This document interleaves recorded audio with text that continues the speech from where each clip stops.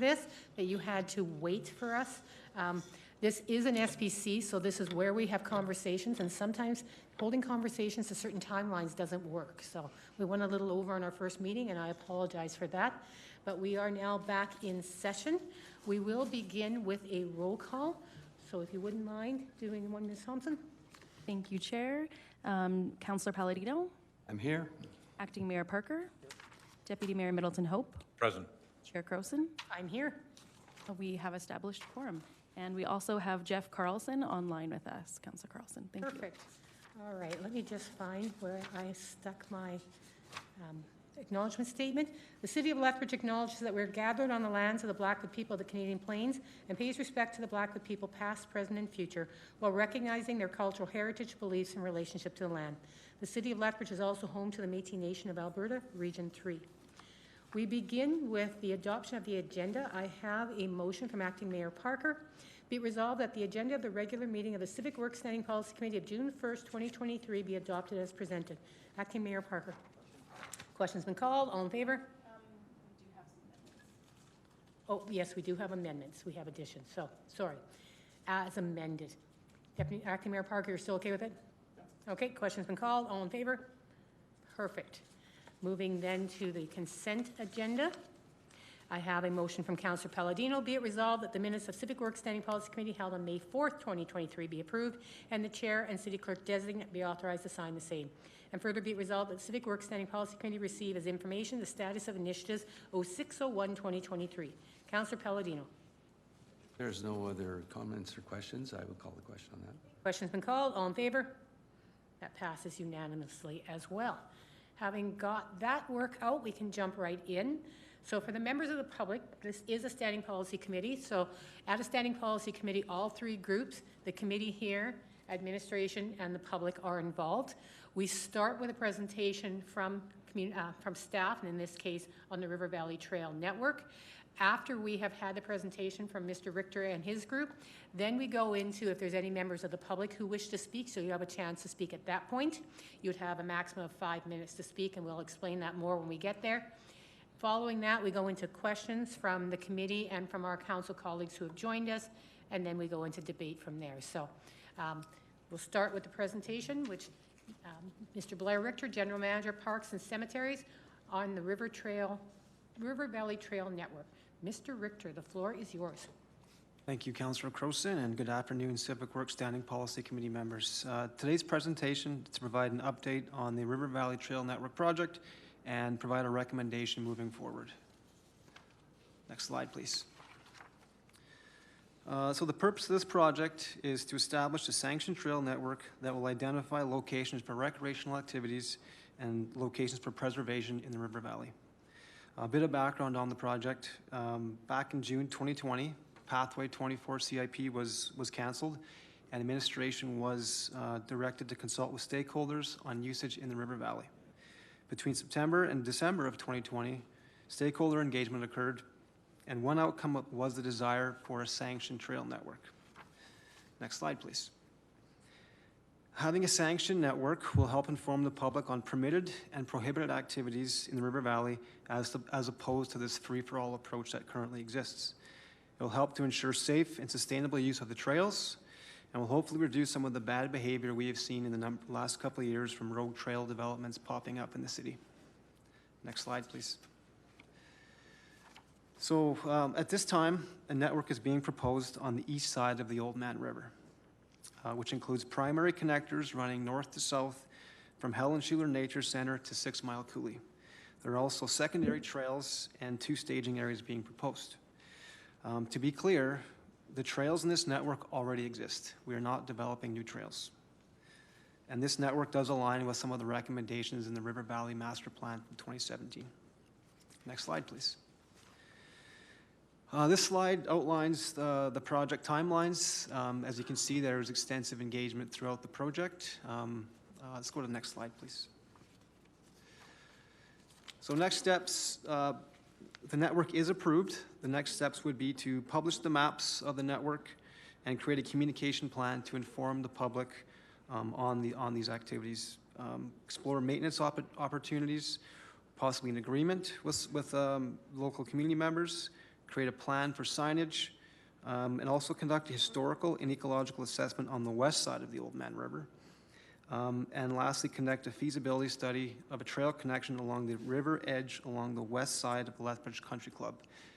Really looking into that Battleship Island piece that we hear a lot about from our public members.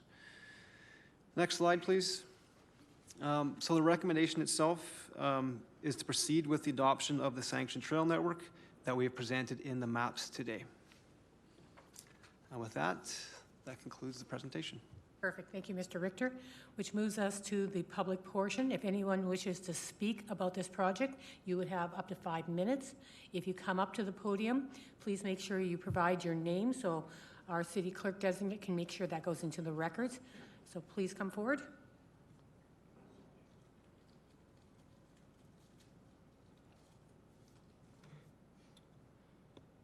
Is on? Yeah, apparently it is. I've never done this before. I'm Ralph Arnold. I represent Lethbridge Trail Alliance. And I believe we submitted a card deck to you guys before, slide deck, and as well as I believe half a dozen letters of support for our initiative. First, I'd like to thank the committee for providing the opportunity to speak on an issue that concerns many Lethbridge citizens. My name is Ralph Arnold. I'm the current president of the Lethbridge Trail Alliance, also known as the LTA.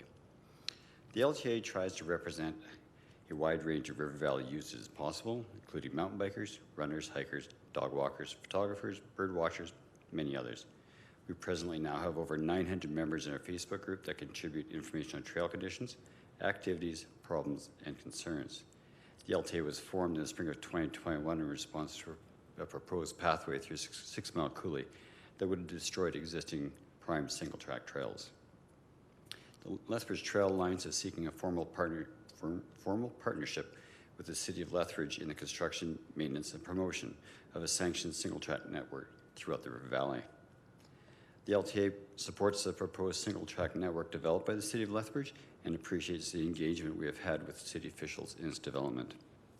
Sanctioning of a single-track network is the first step in boosting Lethbridge's reputation as an attractive and a responsible single-track trail recreation community. All the trails in the proposed network are supported by the LTA. However, some of the recommendations were not included and require follow-up. We also recognize that there are gaps in the trail network that present opportunities to make the network accessible to more residents. A partnership agreement with the LTA will further build community support and enable us to help in these areas.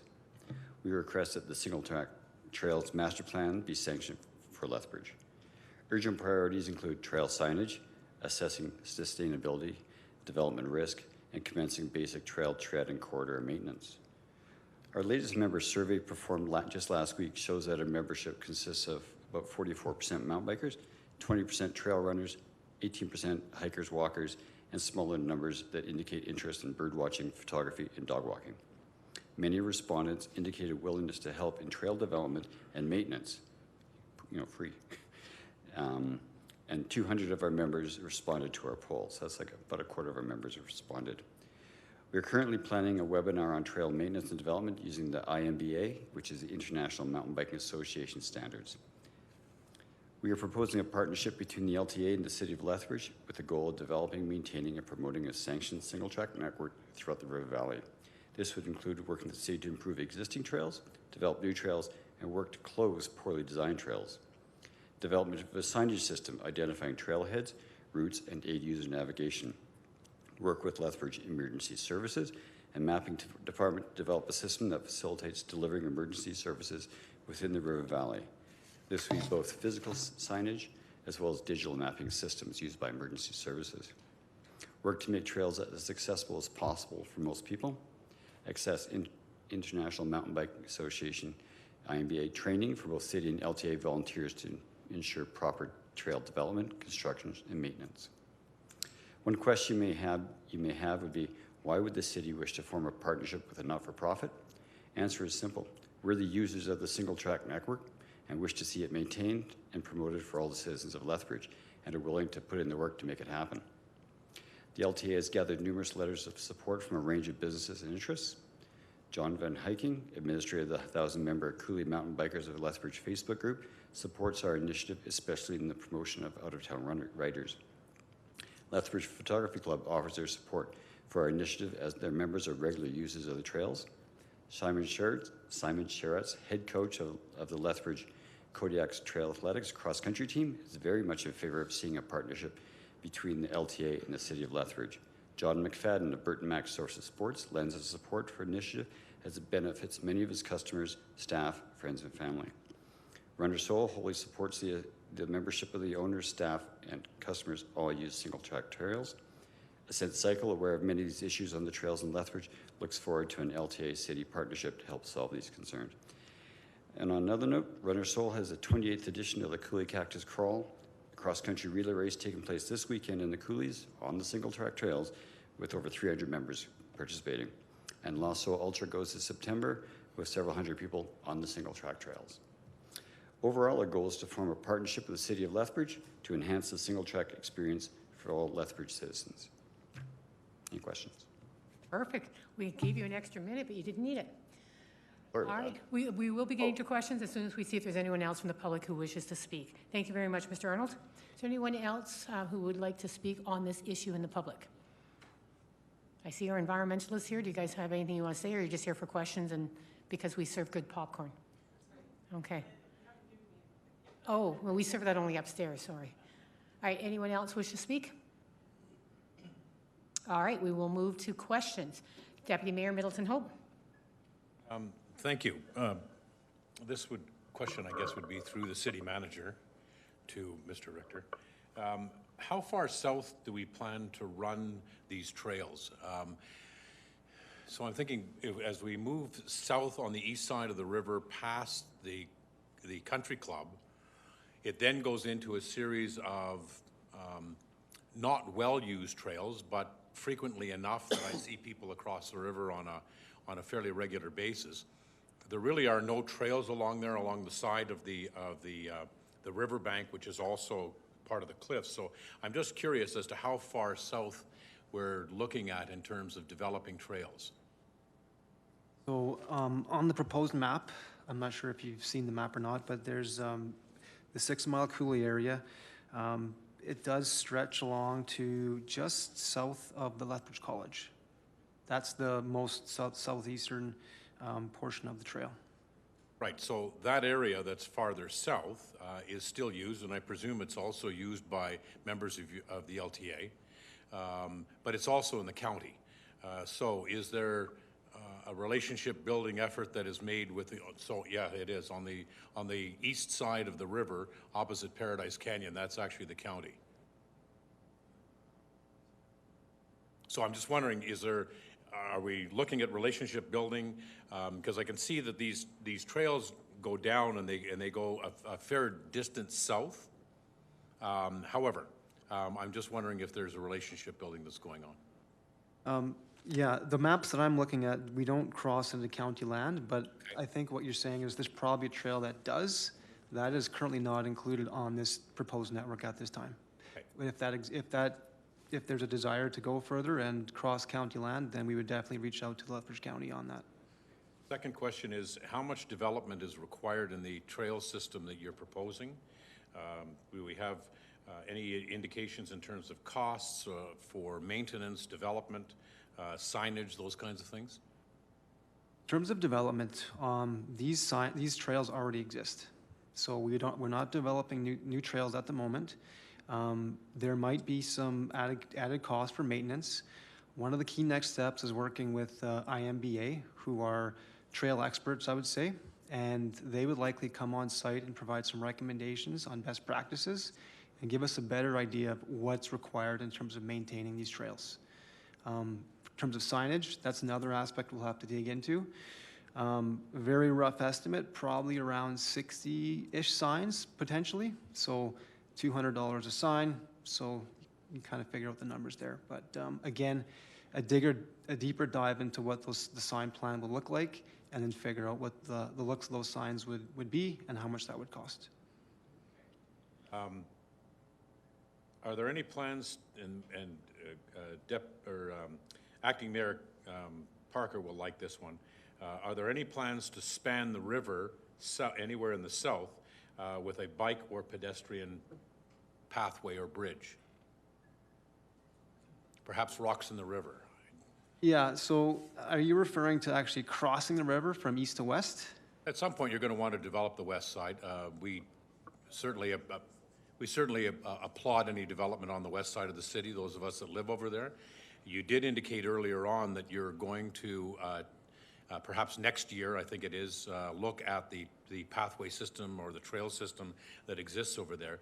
At some point, I know you're connecting now, or you would be connecting along Whoop Up Drive, but is there any indication that we're looking at a potential connection farther south? That would be part of the next steps, next phases of this project. This phase really is getting that east side of the coulees established, and it's almost called a pilot project. And depending how this goes, and if it gets approved, we would also look at the west side of the city as well and explore those options. Thank you, Madam Chair. Councillor Palladino?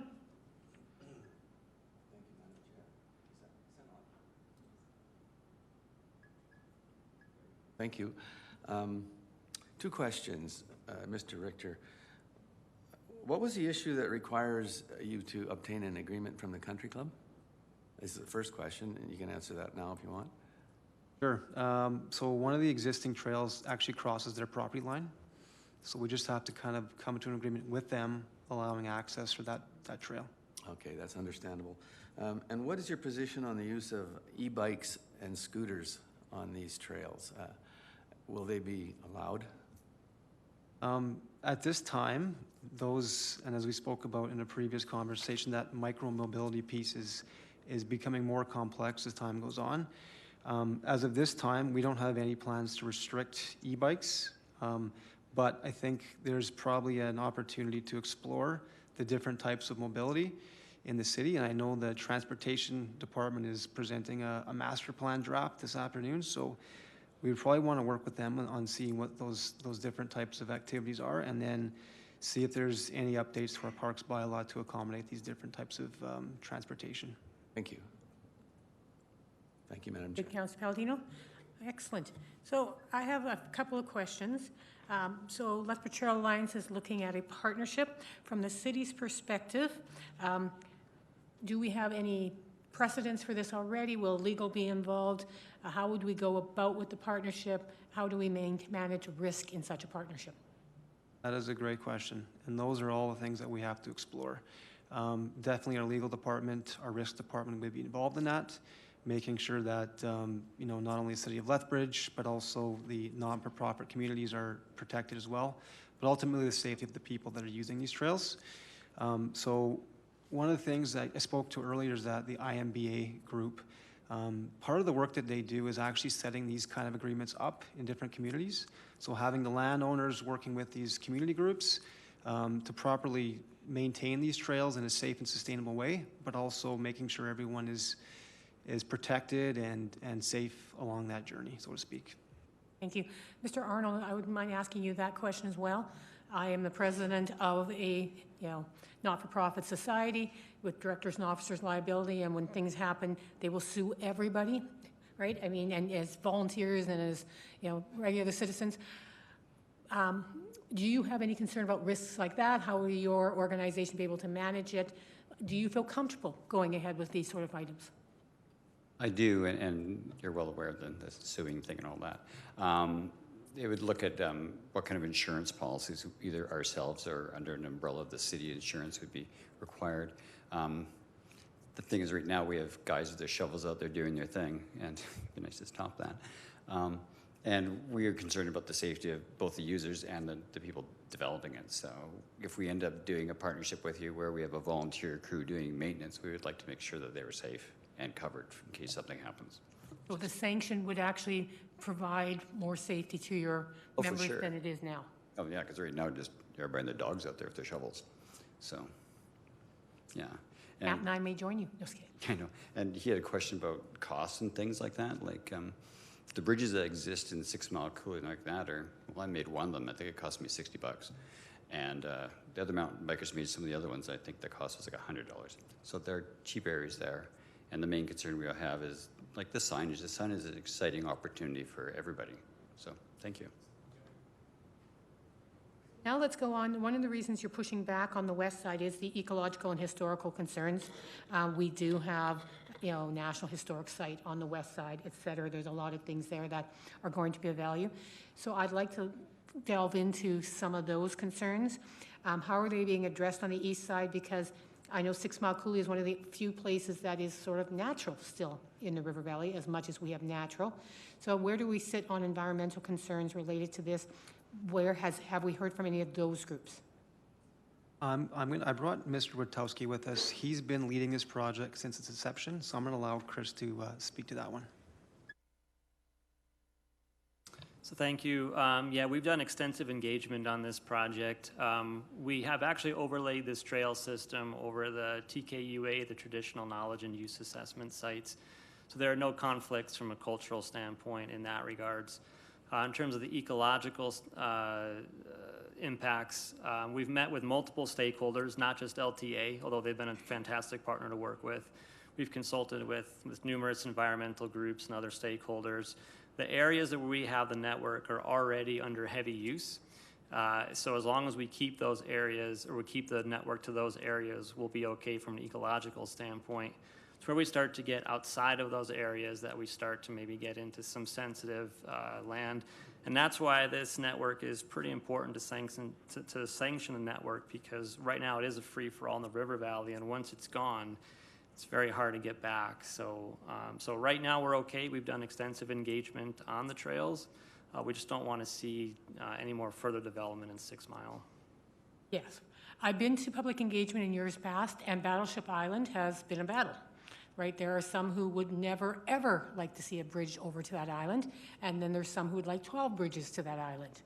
So when you're looking at Battleship Island, what are the special concerns that we have to think about with regards to that? Because it is one of the areas, because the old bridge, there used to be a bridge, it's gone now for a few years, was making that much more of a natural area because that had been gone and it was harder to get to.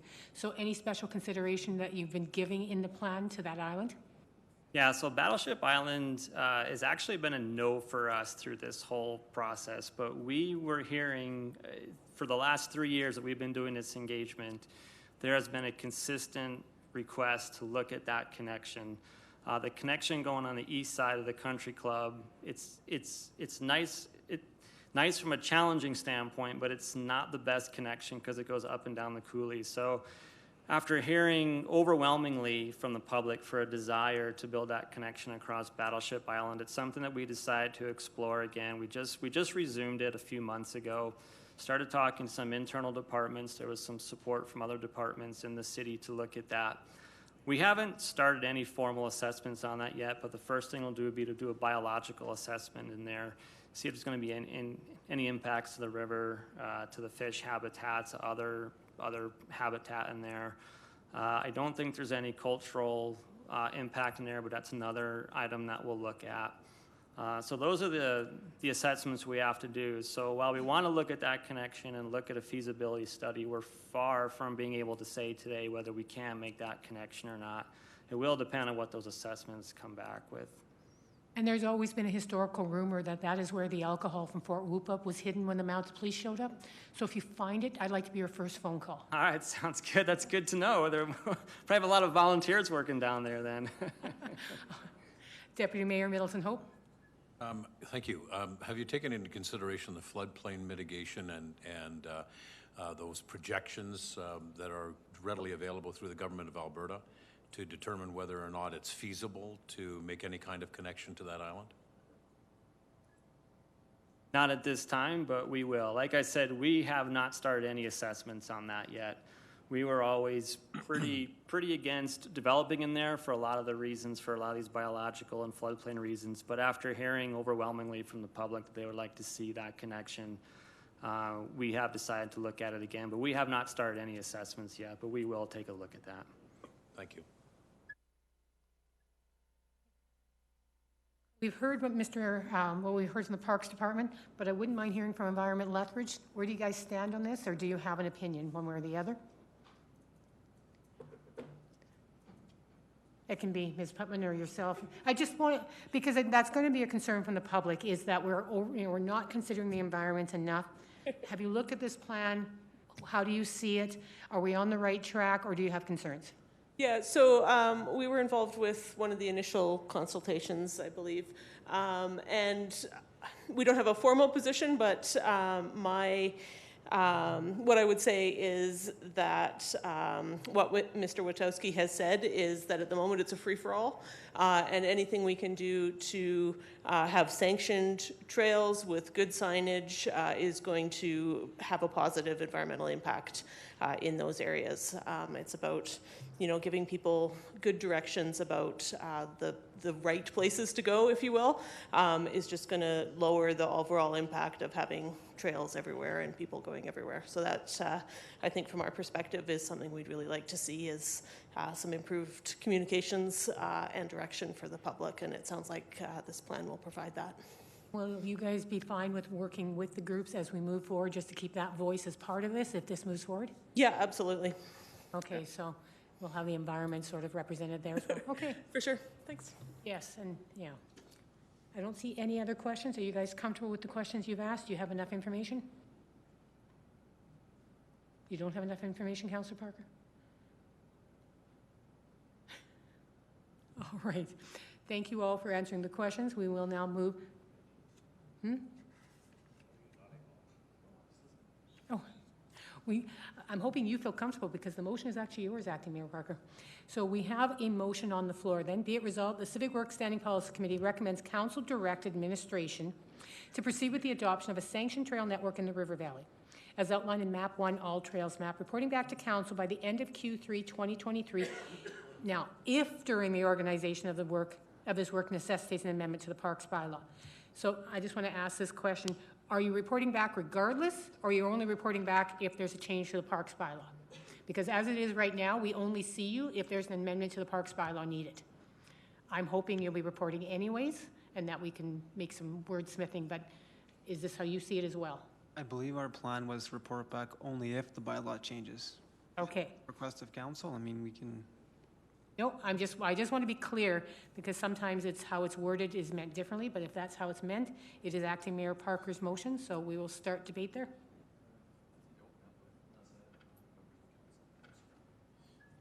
Unless otherwise the members of council have any other comments, I would just call the question. Okay, question's been called. All in favor? All right, no debate on that. That passes unanimously. Thank you to everyone who came in. You are welcome to stay for the rest of the agenda as well, if you would like. We're going to go into climate adaptation strategy and action plan.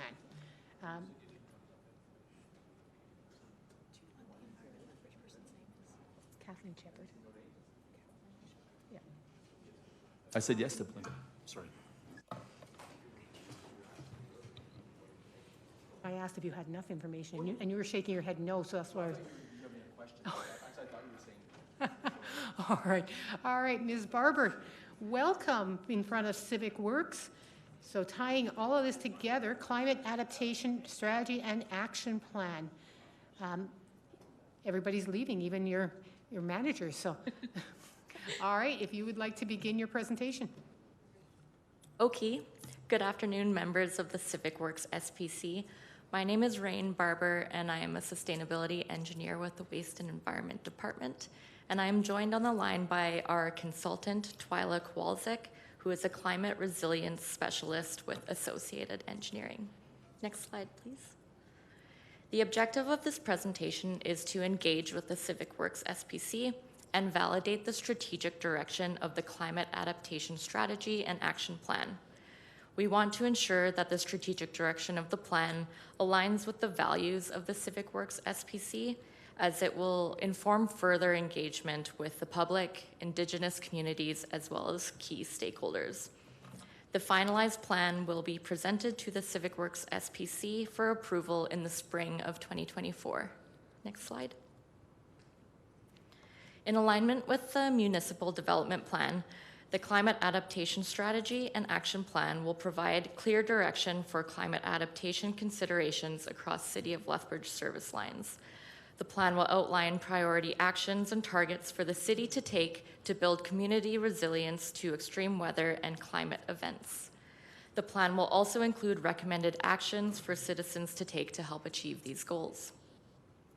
Although we are also working on climate mitigation and the reduction of greenhouse gas emissions, adaptation and the managing of the risk of climate change is also critical. Climate adaptation serves to protect people, services, the environment, and infrastructure by building resilience to extreme events. Next slide. The project consists of many stakeholder workshops, both with internal and external groups, as well as public engagement at 2 key points in the project. The intent is for internal stakeholders to be subject matter experts in city service lines, and the external stakeholders are organizations that support and represent the broader community and vulnerable populations. Public consultation will help reflect the values of the community and highlight how the city can support personal adaptation efforts. So the strategic direction of the project, which is being presented today, will inform this future engagement and consultation with the community. Next slide, please. A workshop with internal stakeholders, including multiple department managers, was facilitated by Associated Engineering on May 16th to set the strategic direction of the project. This strategic direction is comprised of a vision statement and guiding principles, which serve to provide direction for prioritizing climate actions, guide the decision-making on action implementation, and establish consistent language and a common direction for climate action by the city. A values-based approach was used where stakeholders identified what beliefs should guide or motivate actions. So I want to emphasize that the strategic direction that is presented today is not set in stone. So they will be shared broadly for public input, but we wanted to first engage with the members of the Civic Works SPC to ensure that their direction captures your values and the values of the community. The vision and guiding principles will be refined to reflect shared values throughout the project, and the final strategic direction will be included in the Climate Adaptation Strategy and Action Plan presented in 2024. So as I move through these next 2 slides, I would ask you to consider if there are any major gaps or omissions in the strategic direction, and then I'll open the floor for discussion. Next slide, please. The vision statement is a thriving, climate-resilient community where everyone is safe and cared for. Next slide. And the guiding principles that support this vision statement are summarized as safety, health, reliability, trust, community connection, and equity. So the vision and guiding principles really emphasize the need to take action as a community, and these actions will be outlined in the final plan. So with that, I would like to open up the floor to discussion and just see if the strategic direction reflects your values or if there are any gaps. I love the assumption we have values. Oh, sorry. Before we do that, we'll just see if there's any members of the public who have anything they would wish to speak on this subject. All right, so then we will move into question. We'll start with Deputy Mayor Middleton Hope. Thank you, Madam Chair. I actually have several questions, but I'll start off with a few, see how you manage. And then we'll move on and I'll come back to them. That sounded stressful. It does. You indicated in the, actually in the presentation, return, I presume it's to council in which quarter of 2023? You were talking about 2023 coming back. Do we not have an idea of when that might be? The final plan will be prepared in the spring of 2024 and would be presented ideally in April. So I believe that's the beginning of Q2. Okay. All right. Q2, 24. 4. Got it. Okay. As part of adapting to climate change, can we expect water use and mitigation strategies and conservation as a part of this plan? I have talked with Mr. Sanchez at length in this regard. I have some serious concerns in regards to beginning to train our citizens now to start conserving water. So is this a part of the strategy? Yes. So with our external stakeholder groups in particular, any risk that is the result of climate change or extreme weather events will be considered. And we will be looking at it through the lens of what the city can do to help support the community. So if water conservation or food security or elsewhere is a priority that is brought up by our external stakeholders, then it will absolutely be considered in the plan. You're doing okay so far. you. Right.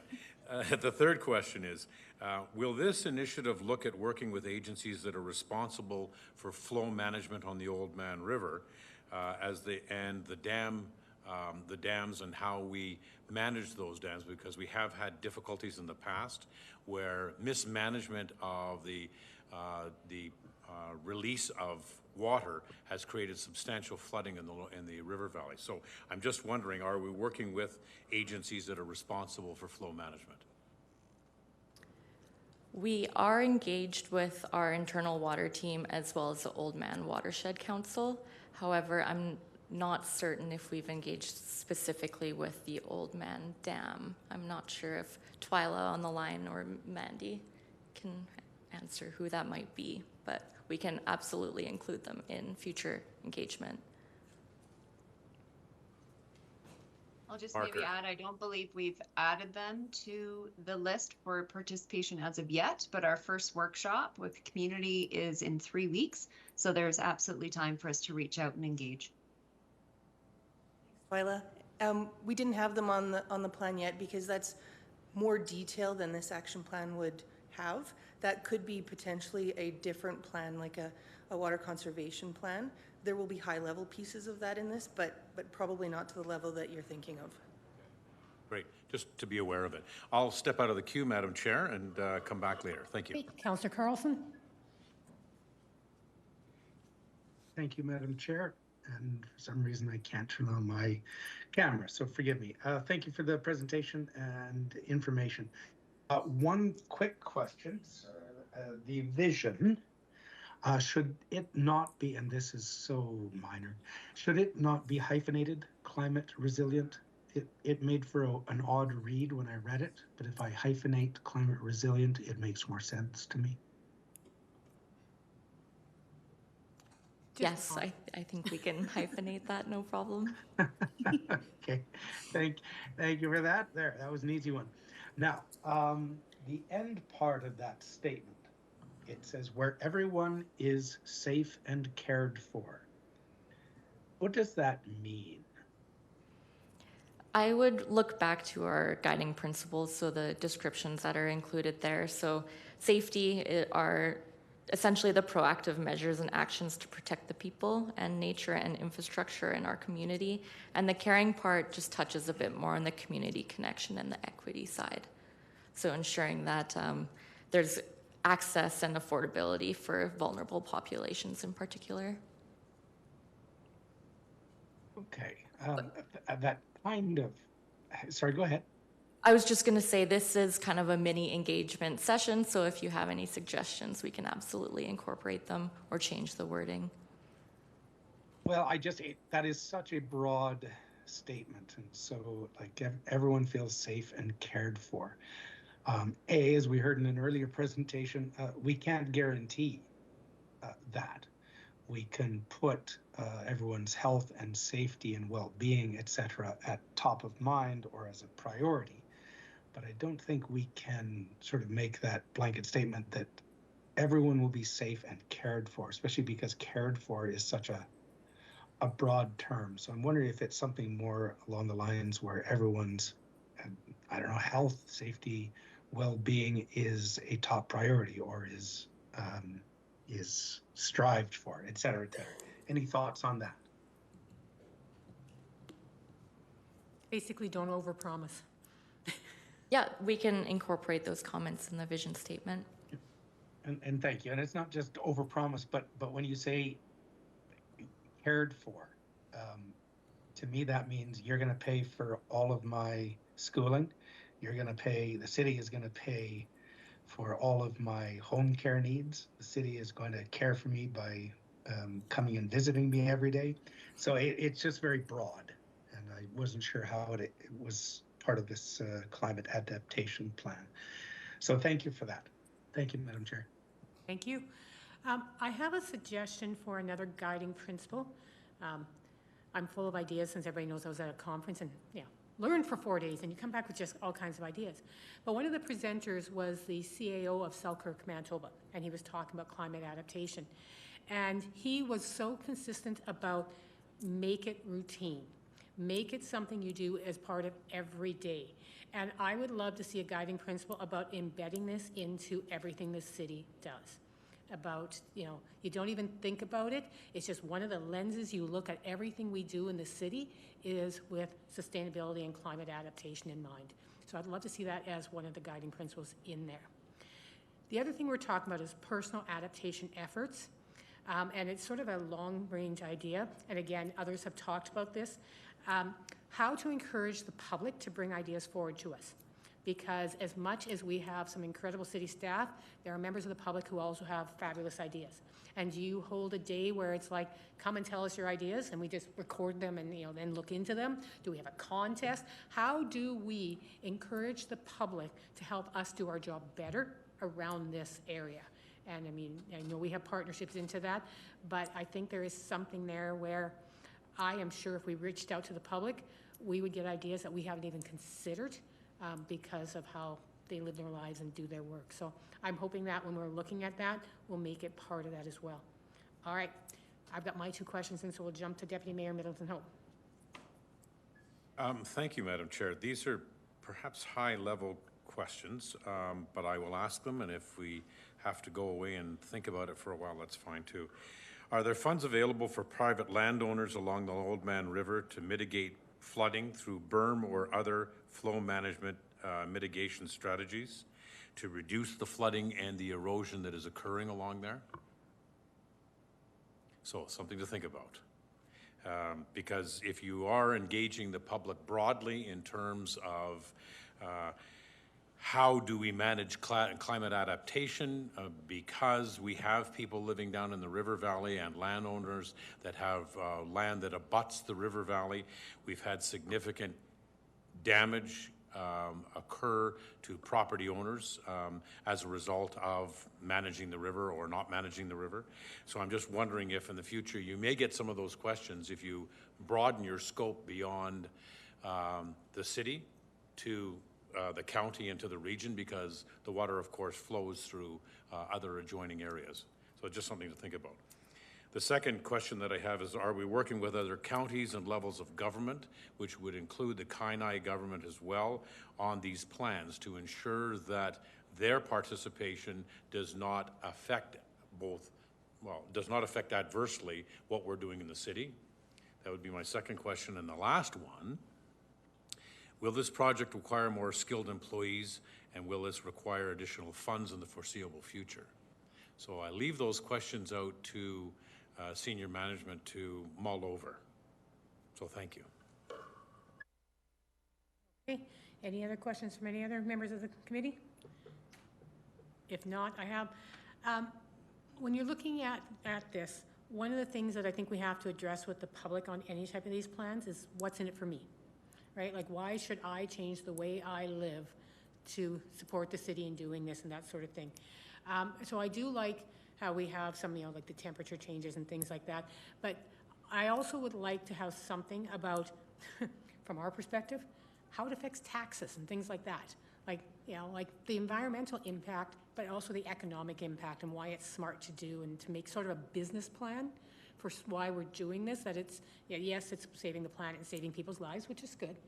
But some people are going to care, is it saving my pocketbook? And so I'd like to see that in there in some way addressed, because there are people who are going to look at this very much as from that economic perspective. And I don't know if I have not seen that in other plans, but I know those are the questions we're going to get asked is, why should I do this? And for some people, nothing is going to change their mind more than, we'll save you money and we'll tax you less, if we can make that promise. Yeah, can I add a comment to that? Okay, we are going to be including a cost of inaction analysis within part of this plan, so it will help contextualize the financial impact if climate adaptation is not included in future planning. And this is going to be very localized, of course. Like, it's going to look at Lethbridge and all the issues we have, so, prairie fire, all those sorts of things, so that we'll see ourselves reflected entirely in this. Absolutely. It will be built off the vulnerability and risk assessment that Associated completed a few years ago. That assumption, but I never like making assumptions. All right.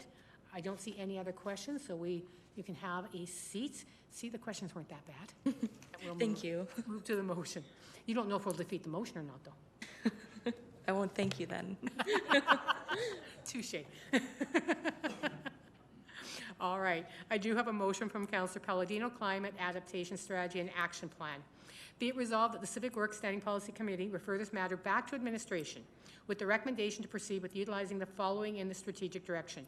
1, the vision statement, which you've heard some changes to, but the vision statement deriving climate resilient community where everyone is safe and cared for. And 2, guiding principles, safety, health, reliability, trust, community connection, and equity, as a basis for further engagement with the community and to inform the development of the Climate Adaptation Strategy and Action Plan. And further be it resolved that administration return to the Civic Works Standing Policy Committee in 2024 to present the final plan. So, Councillor Palladino, I'm going to suggest already 2 amendments based on what we've heard.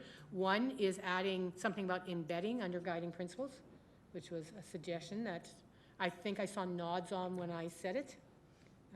And then the other one, I would agree with what Councillor Carlson was saying that we cannot promise everyone's going to be safe and cared for as much as we would like to.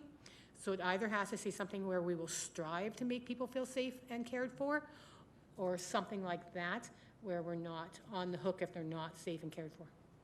I was thinking after Councillor Carlson's comments that we would just, where did I have it here now? Where Lethbridge becomes a thriving climate resilient community, period. And I didn't get your first comment. My guiding principles, I would like to have something about embedding this in the work of the city in all departments. So those would be 2 friendly amendments for you? Ms. Thompson, have you captured the? Okay. Would you like me to say something along the lines of with discussion, with amendments as discussed, or do you want it specific? Did you guys capture our concerns enough so that if we say with amendments as discussed, you'd know what we mean? Councillor Palladino, are you okay as that? Good. Because we're not sending this on to council, we're sending this back to admin. So as long as the admin understands where we're coming from and it's reflected when we see it back in 2024. Deputy Mayor? I see the vision statement in particular as a work in progress. I would be inclined to remove a thriving climate resilient community where everyone is safe and cared for. Just leave it as a vision statement. They've got work to do on it, obviously, and I think by massaging it and managing it at this point probably pigeonholes them a little bit. I think maybe they need to have some opportunity to go away and wordsmith this a little bit and identify what they need to do with it. Where Ms. Thompson's suggestion saying using the direction they heard, that will be changed based on what they've heard today. We're not saying what it's going to say, we're just saying we don't want this one. So if we're saying we don't want this one, then, but we are in favor of including a vision statement in this motion, then I would be inclined to, my suggestion is to remove the language, the verbiage that goes along with it, because we're unsure as to what the final product is going to be. Okay, then do we want to go with Councillor Palladino's suggestion, just that Lethbridge will be a thriving climate resilient community? Stop. Sure. I mean, that's a motherhood statement. We can get behind that. Yeah. So that would be the amendment suggested under vision statement, and then the addition under guiding principles. And then you can also include what you've said, because we said other things as well, other suggestions. Okay. How do you want it worded, guiding principles? Adding guiding principles to include embed into the work of the city, all city departments. Because again, they'll wordsmith that when they come back, but that's the underlying value that I'd like. Oh, Mr. Sanchez.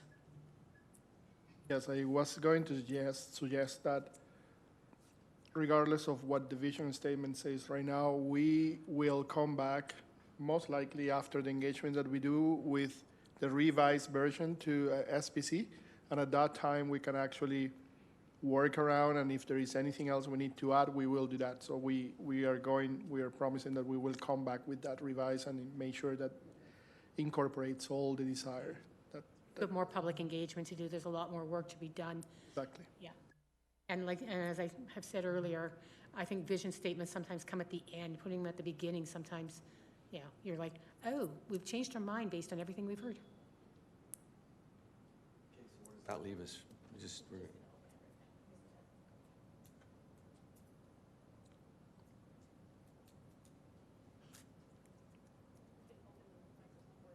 I also recommend we add just one more thing because we usually add it. We didn't thank them in the resolution.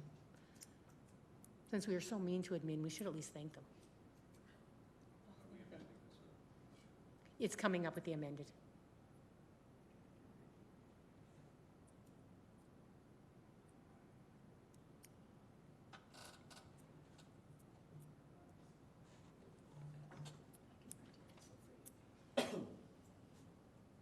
Madam Chair, you're thinking in terms of when you've added the embedded into all city departments. This is philosophically, I presume. Yes, it's making it part of people's routine so that it's just not this department does it and nobody else cares about it. It's, you know, we think about this as an organization in how we look at parks, in how we look at transit, how, and just, right? That's what I mean by embed. Make it routine, and or however you want to say that. Yeah, exactly. Which I think most of our departments do anyways, but I think it's just nice to have that as a principle.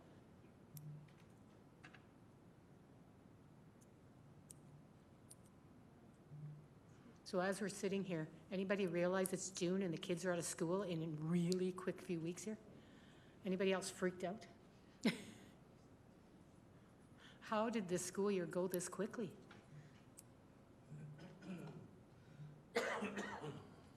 And we know we'll get rain. So can you guys tell me the dates your kids have track and field meets? Because I will bring my umbrella those days because it's almost guaranteed in Lethbridge that that is the day it will rain.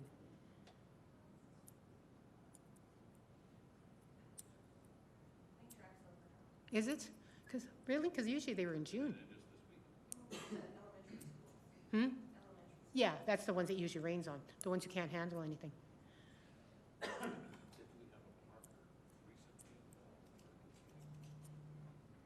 All right, here we have, I'll read out the version that we have now. Be resolved, the Civic Works Standing Policy Committee refer this matter back to administration with the recommendations to proceed with utilizing the following in the strategic directions. 1, vision statement, a thriving climate resilient community. 2, guiding principles, safety, health, reliability, trust, community connection, and equity, and embedded into all city departments as a basis for further engagement with the community and to inform the development of the climate adaptation strategy and action plan with amendments as discussed. And further be it resolved that administration return to the Civic Works Standing Policy Committee in 2024 to present the final plan. We good? Okay, question's been called. All in favor? Excellent. Passes unanimously. Thank you all for your work on that. And now we move into Transportation Master Plan. Thank you all. Mr. Saint-Amant, this is your chance to wow us with your presentation. Transportation Master Plan Draft Executive Summary. You. And I also have our consultant, project manager from Stantec is online, Joe Olson. I'll be doing the presentation once it comes up.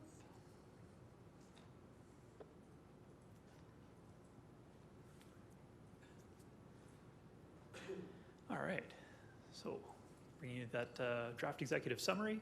Hopefully everyone had a chance to read it. We tried to keep it relatively short. And we decided not to send in the 240-page technical document to you. Thank you. Next slide. So today the purpose is to, this today is to get your questions, comments, and concerns with what you've seen in that draft executive summary. We've also circulated this to our internal stakeholder group and a few external stakeholders as well, just to get their comments. And we've been collecting those as we start getting into the final push to get a final transportation master plan ready to bring to Civic Works and to council. Next slide. So we've been working on this for a fairly long time. A lot of the work started during the days of COVID, and we had some online meetings, and we're with the Civic Works SPC meeting, we drafted up the vision statement back in 2021. And yeah, we've engaged a few times since then, making sure we try to keep council and Civic Works up to date with the happenings. We've also done a bunch of community engagement in this time. We've had 3 phases that we've gone through where we've reached out to stakeholders in the community to get their input as well. Next slide. While there's a number of documents that fed into the Transportation Master Plan, these are the three kind of key documents: Municipal Development Plan, Transportation Safety Plan, and the Cycling Master Plan. But we've also taken input from the Mobility and Accessibility Master Plan, the various outline plans, area structure plans, and a whole bunch of other documents and plans that are kind of setting the vision for the future of the city and trying to get the transportation network to work with all of these different components. Next slide. So this is the vision statement that was crafted back in 2021 and continues to be our guiding statement for the document. And next slide. One of the pieces that kind of followed from this vision statement is we decided that while we were developing this plan, we wanted to look at it through a number of lenses, the way that we looked at the development of this plan. And so throughout the development of this plan, we're always trying to keep all these different components in mind and make sure that they get addressed as we come up with projects and recommendations and we do our analysis. Next slide. So as mentioned, there's been a number of opportunities for engagement with community and stakeholders. These are just some of the very high-level pieces of feedback that we've heard throughout the process. Different concerns and opportunities relating to all these different categories, and we've worked to include these throughout the Transportation Master Plan and address concerns where we can. Next slide. So getting into a little bit of kind of what the plan is going to tell us, it's this one here is the road network, primarily the arterial road network, the main connections between different parts of the city. We can see the third bridge along the Chinook Trail alignment, and then a number of new arterial roads to build out the network as the city continues to expand outward. Next slide. The active modes map, talking about sidewalks, pathways, cycling lanes, intersection improvements, floating transit stops when we start to develop the cycling network. This here represents the active modes network in the city and just how that's going to build out over time. As far as the areas in kind of the newer parts, as outline plans begin to be developed, that'll get refined to a larger degree. Right now we have it mostly just shown as following a lot of the major collector road network. But as outline plans begin to refine what that area is going to look like, the network in those new areas that isn't fully planned out yet will likely be refined as well. Next slide. So along with the different infrastructure projects that we have, there's a number of policies, actions, and supporting initiatives to take into account and to sort of guide us as we continue to move forward and continue to develop the transportation system in Lethbridge.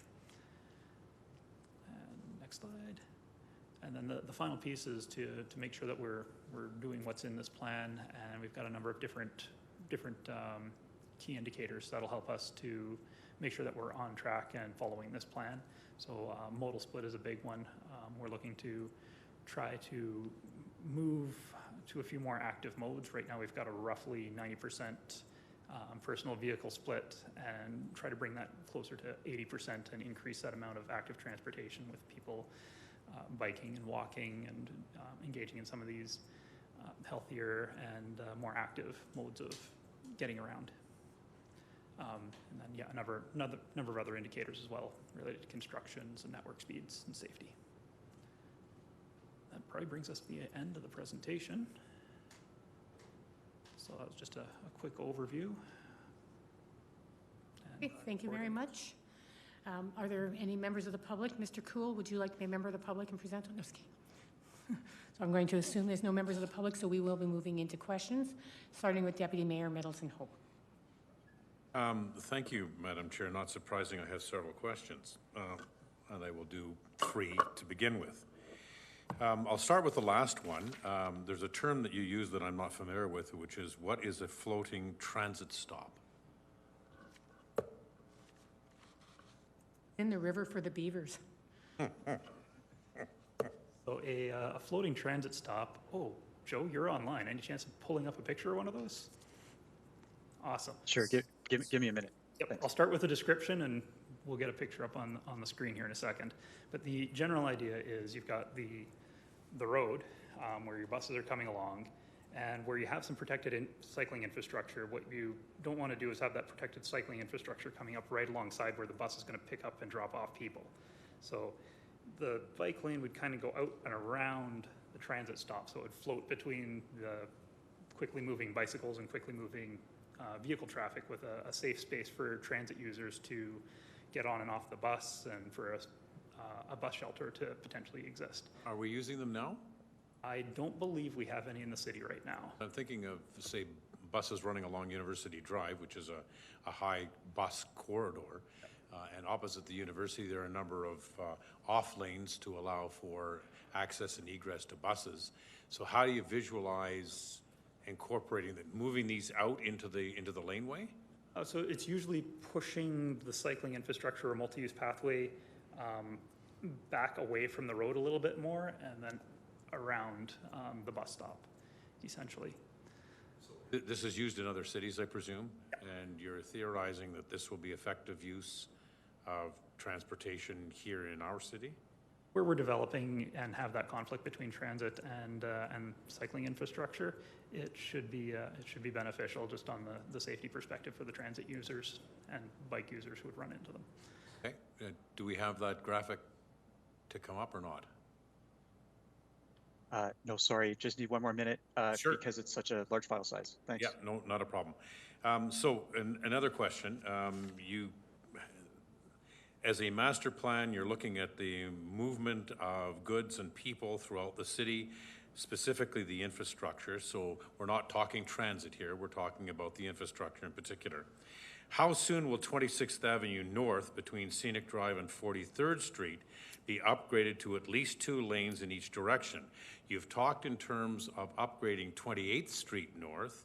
In order to access 28th Street, you either have to come in from the top end of the city or the primary corridor where we have a number of different commercial premises like Frito-Lay's and so forth that are immediately adjacent to 28th Street. So you've talked about upgrading 28th Street, but there's no indication that 26th Avenue is going to be upgraded. Bring back up that slide. I don't remember the number off the top of my head, but it should be up there.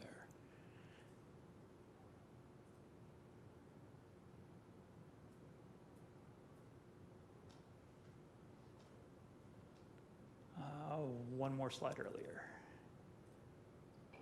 So that one 20 there. plus years. Yeah, so it still looks like it's a little ways out before it gets upgraded. That Yeah. section of. I think you've got it, is it 2039 or 2059 or sometime past my best before date? Yeah, it says prior to 2069, so that means sometime between the 2039 and 2069. So likely a little over 20 years out. Right, so you've got, there's an incongruity there between those two roadways.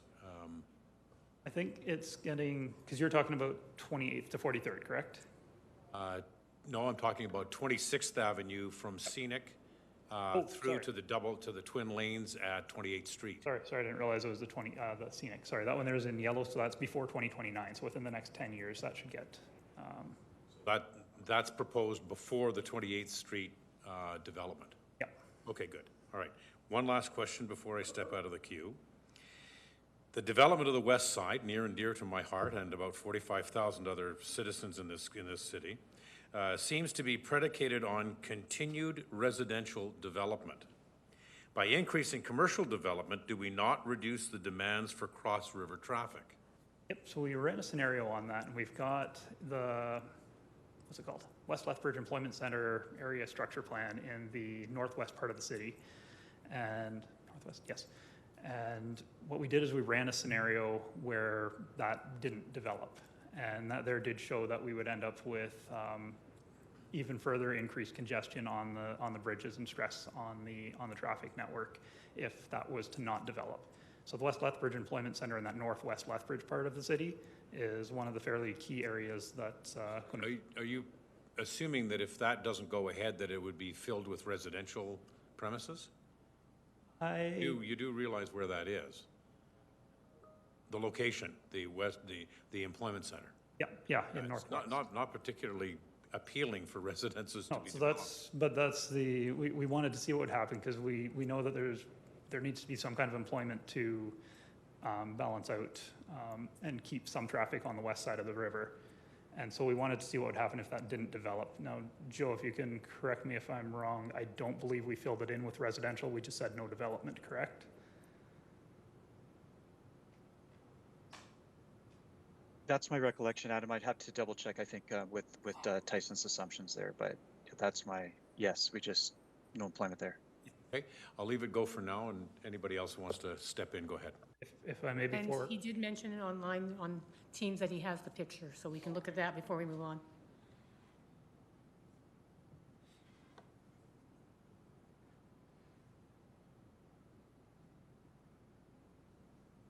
Is that showing up okay on your end? If you could make it larger, that would be great. Our older eyes are not seeing that well. Sure. So Adam explained it very well. Generally, it doesn't require extending the bus zone into the travel lane. Basically, what you do is you take an existing bike lane and you ramp it off the road and have this, multi-use space, if you will, behind the transit stop and back. This is an image from Vancouver on the lower part of the screen of just how that looks when it's completed.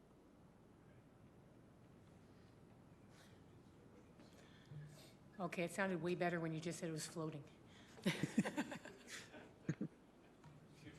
Yeah.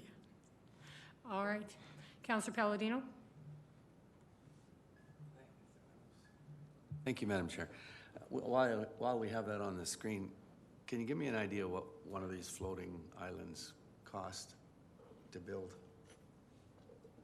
So as a one-off, it would probably be fairly expensive to just integrate on its own. The idea would be, as we're building the cycling network out, to be incorporating these as we go, to just be kind of part of the project overall. If I recall, because they can be fairly complicated on a drainage front, depending all on how it gets designed and built, so it's very case specific. My rough guess would be, depending again on the case and how it's looking, would be anywhere from like $20,000 to $200,000, depending on the drainage. Sorry. Yeah. 22. That's very context sensitive. Okay, we'll take 200,000 then. I just like the one that's 351 million, not 350, 351 million. I just worry sometimes we're copying Vancouver, we're copying other warm climates. We're a winter city, and at the risk of being stoned for saying maybe we're doing too much for bicycle paths. I'll throw it out there, but that's my feeling anyway. Thank you. So a couple of questions. This project is taking some time, and at the same time, the land use bylaw is being changed. And one of the things you have looking at is parking strategies, and the prescriptions around parking may be changed under the land use bylaw. So how do you integrate, all the changes happening in other departments and other areas as you're developing this? It's difficult. A few things that have happened and have been pointed out is, for example, the transit system. We had to kind of, when we were going along and doing the analysis, set a base year so that we weren't constantly doing rework, and that base year ended up being 2021 for the network. And it's already come up a fair number of times that the transit network has continued to progress and evolve since then, and has changed. So some of these pieces is difficult to integrate. We do our best to kind of come back and at least make note that something has changed. As far as the land use bylaw and its changes, there's going to be stuff that will affect it, and we won't have brought it in yet. And then there's some things that sort of mesh and work together. I believe, for example, the parking one, it's something that's at least being talked about in the land use bylaw, and it's something that, from a transportation perspective, especially if we're looking to encourage that modal shift from the 90% personal vehicles to 80% personal vehicle trips completed, it's something that would work well on that front from our perspective. And our desire would be for the land use bylaw in their review to explore that idea and see whether it's feasible or not. So you're communicating and you're both trying to stay on top as moving ahead. Same kind of question when it comes to the modes.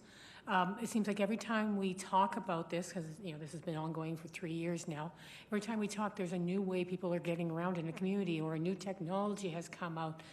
How do you find the right balance Because we're talking, you know, like 90% down to 80%. How do you find the right balance and do it in a strategic manner that actually reflects the community well?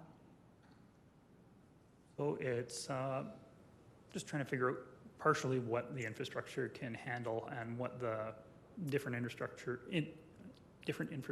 will be able to handle. So we've had e-scooters, for example, come out since we started this, and Neuron is in town doing the 2-year pilot.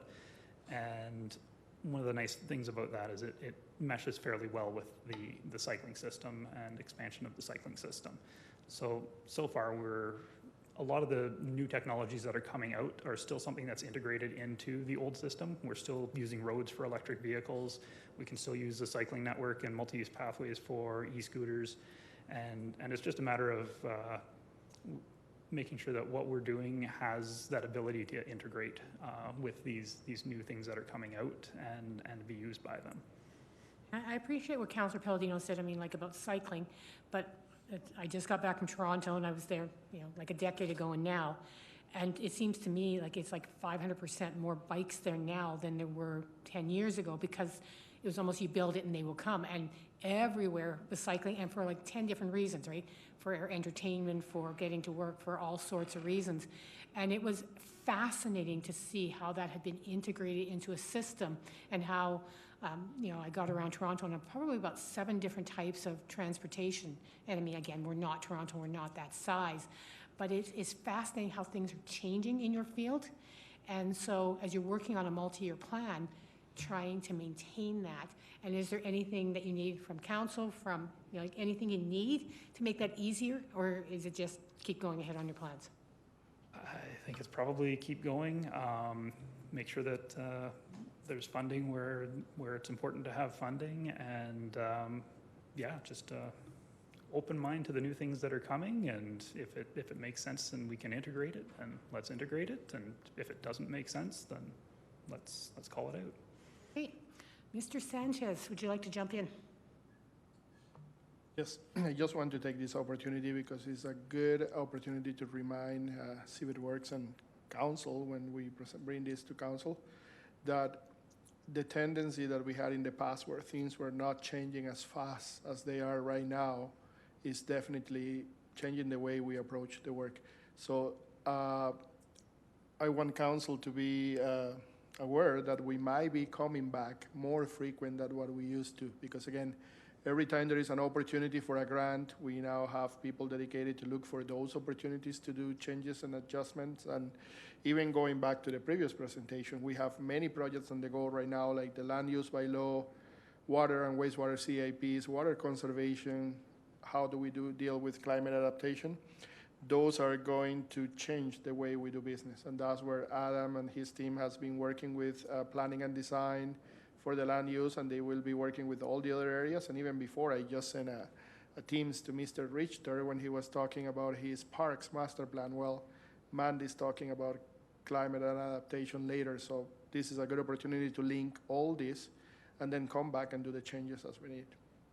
I don't know if my colleagues, you know, agree, but from what I'm seeing over the last few years, there has been incredible work to stop the siloing and to have these plans all communicate with each other, and to know what others in the organization are doing before you finish yours and go, oh, I should have known that. So yeah, kudos from what I'm seeing is that work is being done and it's appreciated.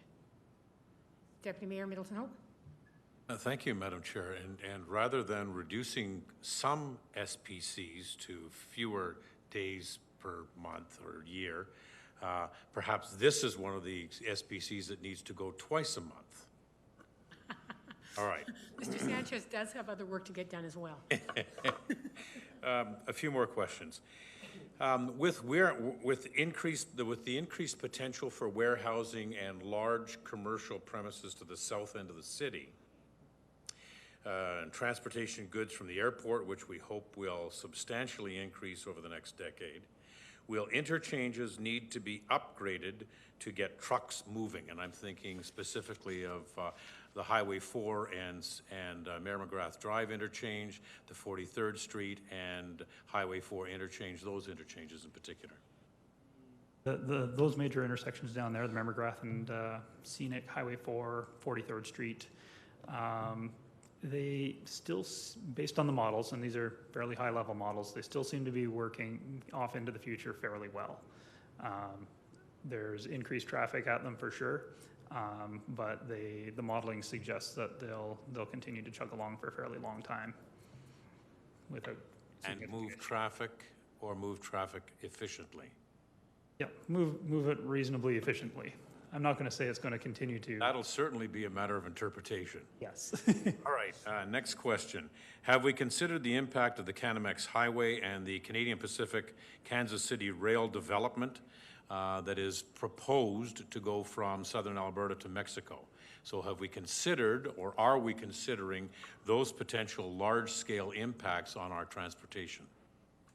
The railway system expansion was not brought into the consideration here, but the Canamex corridor is modeled in various scenarios with or without the bypass modeled as well. So the Highway 3, Highway 4 bypass is considered in this. Okay, good. Glad that you're considering that, because I look forward to having future discussions about it.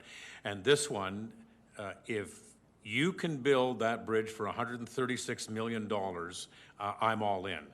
That is by far the lowest estimate I have heard of that bridge by 2 or 3 times. So I don't know where you're getting your data from, but I have not heard anything even close to $136 million. So kudos to you if you can find people that are willing to build that bridge for $136 million. Go right ahead. Oh, that's it. Yeah, thank you. All right. I don't see anybody else in the queue. Deputy Mayor Middleton Hope, did you have a chance to ask all your questions? Well, I have many more floating around in my head, but I'm going to stop it at that today. Yeah, remember, this plan's not completely developed. You'll have time to ask way more questions another time. All right. So it seems like that is the end to the questions. Thank you, Mr. St. Amand. And we'll move on. And the motion is from Deputy Mayor Middleton Hope. Be it resolved that the Civic Works Standing Policy Committee recommends Council receive the Transportation Master Plan Draft Executive Summary for information. Deputy Mayor Middleton Hope. I'm wondering if we could just put an amendment in there that says, and we will build the bridge for $136 million? I mean, you can make it friendly to yourself, but I think we will be defeating it. Probably will. Unless there's any comments in regards to it. Is there a need for debate? No? I don't believe so. It is information, and just to keep us all up. And let's just call the question, shall we? Question's been called. All in favor? Excellent. That passes. Thank you. Thank you very much, Mr. St. Amand. I know you've sat here for everything, so hopefully you've had a pleasant afternoon. We move now just to the motion arising from our closed session, Park Master Plan Engagement Session. Be it resolved, the Civic Works Standing Policy Committee refer feedback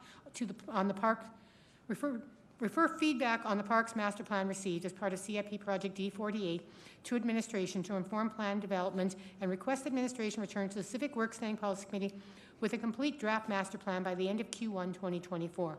And further be it resolved, the Civic Works Standing Policy Committee direct that the closed meeting discussions, reports, documents, and attachments with respect to the Parks Master Plan Engagement Session remain confidential pursuant to Section 24, Advice from Officials of the Freedom of Information and Protection of Privacy Act.